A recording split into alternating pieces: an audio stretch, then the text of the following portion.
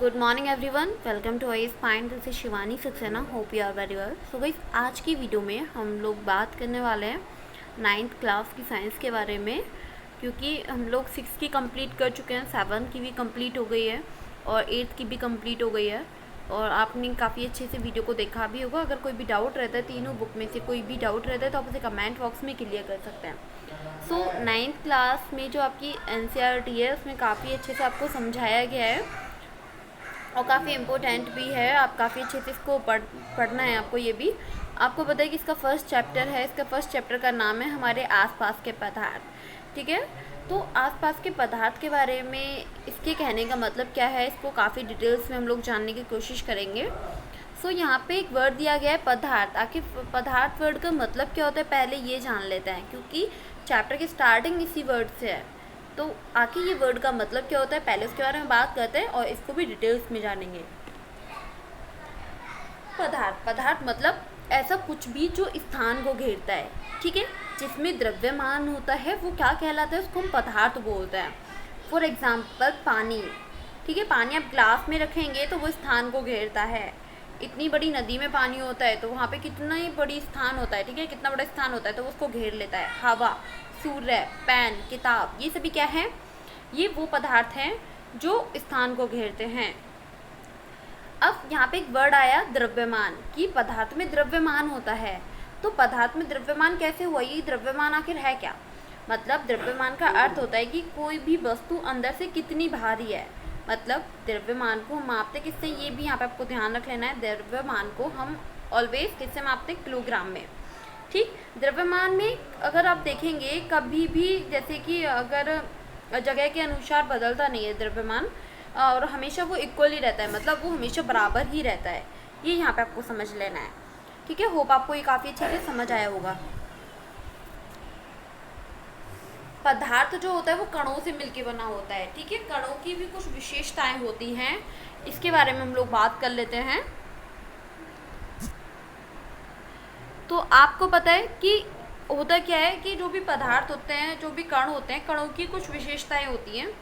अगर बात करी जाए, जो पदार्थ होते हैं ना, पदार्थ के कणों के बीच एक तरीके से रिक्त स्थान होता है। ठीक है, सेकंड, पदार्थ के जो कण होते हैं उसमें निरंतर वो गतिशील रहते हैं, रुकते नहीं है। ये यहाँ पे आपको समझ लेना है क्या होता है। यहाँ पे आप देख पा रहे हैं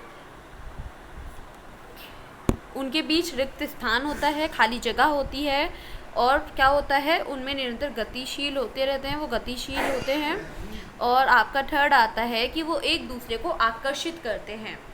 इसके कहने का क्या मतलब है, इसको हम विद एग्जाम्पल समझेंगे।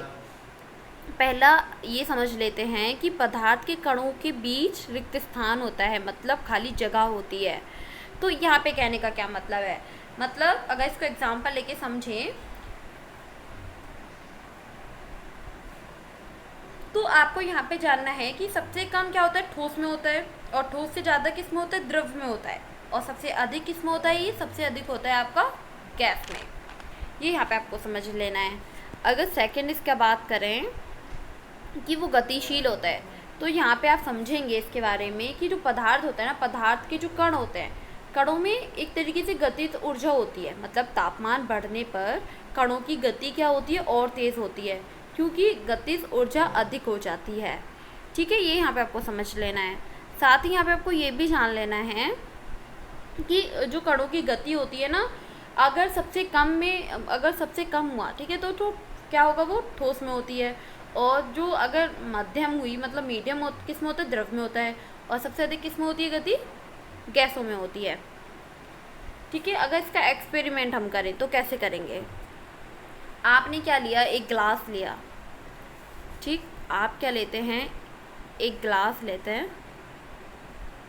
आपने ग्लास ले लिया, और ग्लास लेने के बाद में आपने पानी लिया। उसमें पानी लेने के बाद में क्या किया, ग्लास को आपने टेबल पे रख दिया। टेबल को आपको रखने के बाद उसको 2 मिनट तक छोड़ देना है। मतलब तब हम किसी चीज़ को पकड़ के रखते हैं तो उसमें हलचल होने लगती है, पानी हिलने डुलने लगता है। लेकिन आपको तब तक का वेट करना है कि तब तक उसमें कोई भी हलचल ना हो, और तब हलचल बंद हो जाए तो आप ड्रॉपर की नीड से, एक ड्रॉपर है और ड्रॉपर की नीड से आप उसमें बूंद डालेंगे कुछ स्याही की। स्याही किसी भी कलर की ले सकते हैं, ठीक है, इसमें हम एक्सपेरिमेंट के लिए कोई भी स्याही ले सकते हैं। तो अपने ड्रॉपर की बूंद से उसमें 2 या 3 बूंद आपने उसको डाल दिया। उसके बाद से स्याही खुद पे खुद फैलने लगेगी, तब उसमें डालेंगे तो वो यहीं आ जाएगी। ठीक है, कुछ देर रखा रहने देंगे तो वो इस तरीके से थोड़ा फैलने लगेगी, और कुछ देर और रखा रहने देंगे तो धीरे धीरे करके पूरे ग्लास में फैल जाएगी। और जो पूरा पानी है हमने ग्रीन स्याही इसमें डाली, ठीक है, तो कैसा हो गया, हमारा जो पानी हो गया वो ग्रीन ही हो गया। ये यहाँ पे आपको समझ लेना है काफ़ी अच्छे से। कोई भी डाउट हो तो कमेंट बॉक्स में क्लियर करें। अब आपका आता है कि इसमें किस प्रकार से हुआ ये, जैसे कि धीरे धीरे पूरा पानी हो गया, मतलब पानी शांत था। तो अगर पानी शांत है तो इसके जो कण थे वो शांत नहीं थे, ये यहाँ पे आपको समझ लेना है। सेकंड आता है, थर्ड आता है आपका कि जो पदार्थ होते हैं वो एक दूसरे को आकर्षित करते हैं। कैसे करते हैं इसके बारे में समझते हैं। आपको पता है पानी का, इसका एक्सपेरिमेंट करेंगे, इसका एग्जांपल ले लेते हैं। नल होता है, ठीक है, टंकी,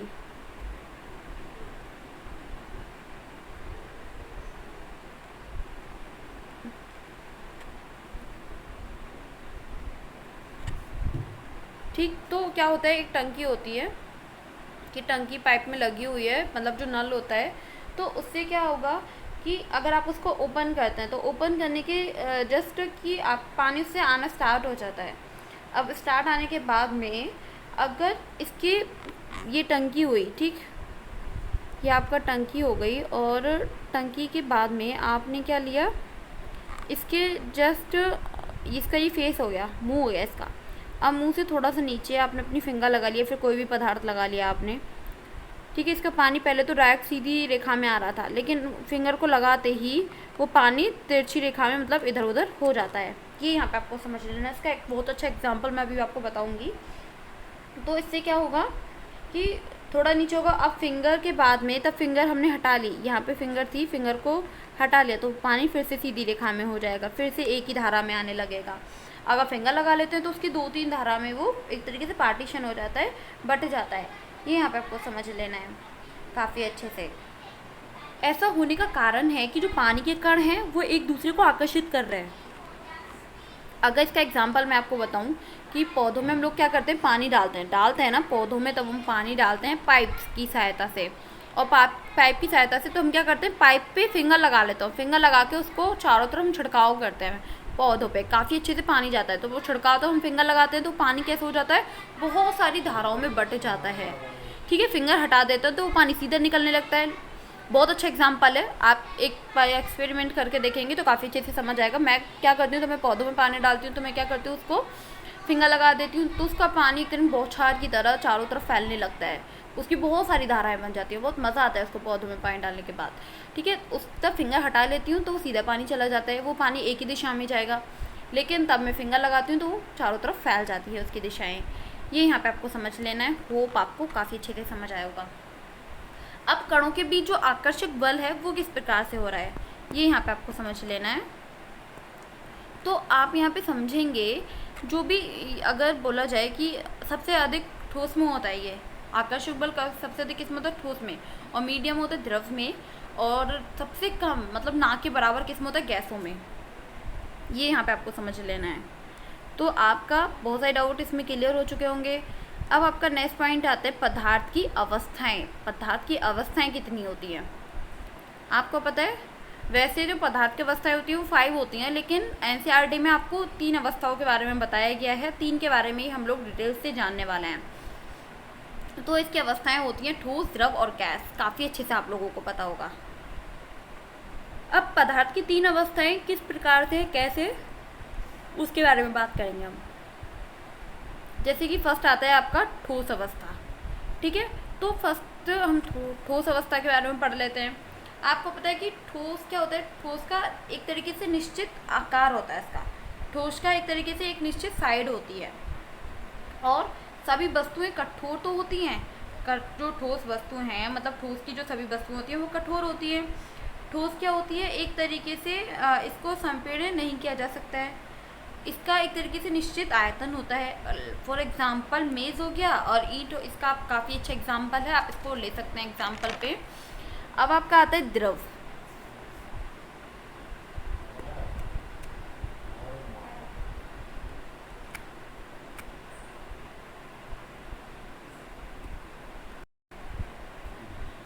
अगर द्रव के बारे में बात करी जाए तो द्रव क्या होता है, द्रव मतलब जो द्रव चीज़ें होती हैं उसका आकार अनिश्चित होता है। द्रव का क्या होता है, अनिश्चित विमाएँ होती हैं इसकी, मतलब साइड्स होती हैं। द्रव जो चीज़ें होती हैं ना वो आसानी से बह जाती हैं, इसमें बहाव होता है और इसका जो आयतन होता है वो भी निश्चित होता है।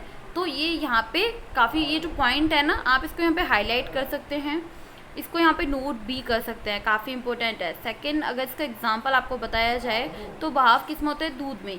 दूध को अगर बहाया जाए तो काफ़ी इजीली बह जाएगा, पानी भी इजीली बह जाएगा, ये यहाँ पे आपको समझ लेना है। अब आपका आता है गैस।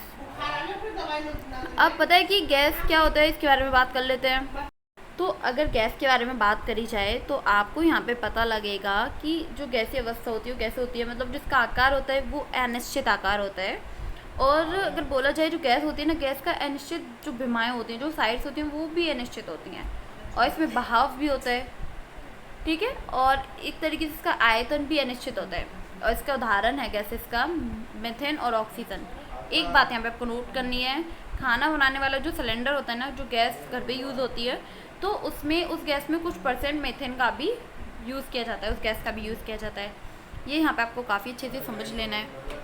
आज की वीडियो में हमने जाना न्यू चैप्टर में, न्यू क्लास के चैप्टर में कि पदार्थ क्या होते हैं और किस तरीके से इसके गुण होते हैं, इसकी विशेषताएं क्या होती हैं, अवस्थाएं कितनी होती हैं, ठीक है। काफ़ी अच्छे से हमने यहाँ पे जानने की कोशिश करी, होप आपको काफ़ी अच्छे से चैप्टर समझ आया होगा। इसके कुछ पॉइंट हैं, नेक्स्ट टॉपिक में हम बात करने वाले हैं कि इसकी अवस्था में अगर परिवर्तन किया जाए तो क्या होगा। तो आज के लिए इतना ही। Thank you for watching and like comment and share आप इसको ज़रूर करें वीडियो को। अगर समझ आता है, अगर कोई भी डाउट रहता है तो आप उसे कमेंट बॉक्स में ज़रूर क्लियर कर सकते हैं। Thank you so much again, bye bye, take care. Bye bye.